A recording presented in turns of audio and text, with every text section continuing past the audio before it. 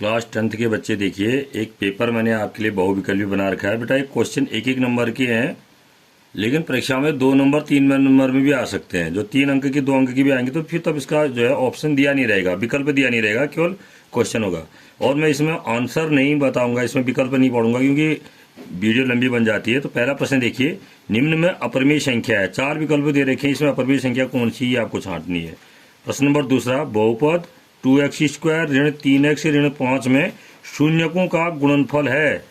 जो आपको बहुपद दे रखा है, इसमें शून्यकों का गुणनफल क्या होगा। इसमें 4 विकल्प दे रखे हैं, A B C D, कौन सा विकल्प सही है आपको बताना है।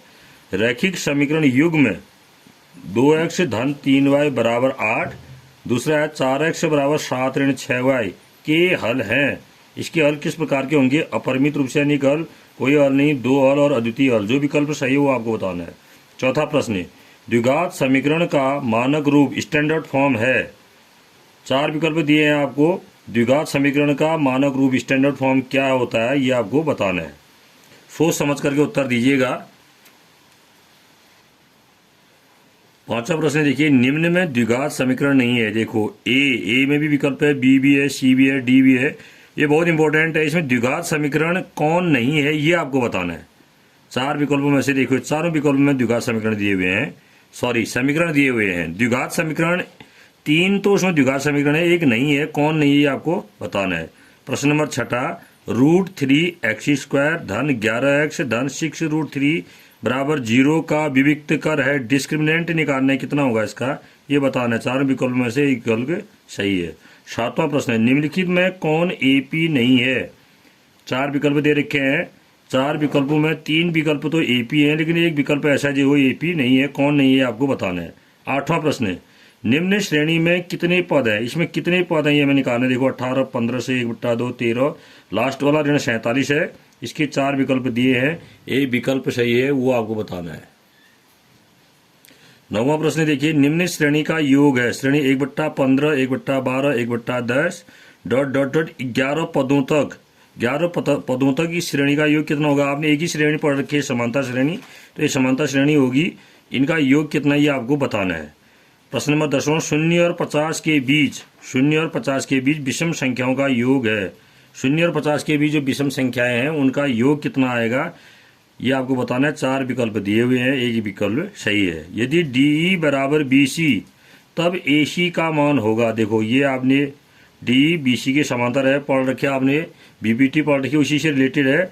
BC का मान तो किसका, AC का मान, AC का मान पूछ रहा है। AC का मान होगा, 4 विकल्प दिए हैं। प्रश्न नंबर 12 देखिए, त्रिभुज ABC समरूप है त्रिभुज PQR का। ABC और PQR 2 त्रिभुज दे रखे हैं। इसमें AB बराबर 9 सेमी है, AC बराबर 6 सेमी है, कोण ये 70 डिग्री है। यहाँ PQ बराबर 3 सेमी है, PR बराबर 2 सेमी है, और यहाँ कोण भी 70 डिग्री है। ये समरूप है कह रहा है, तो समरूपता की कौन सी कसौटी है, इसमें कौन सी कसौटी लग रही है। AA, SSS, RHS और SAS, तो ये आपको बताना है।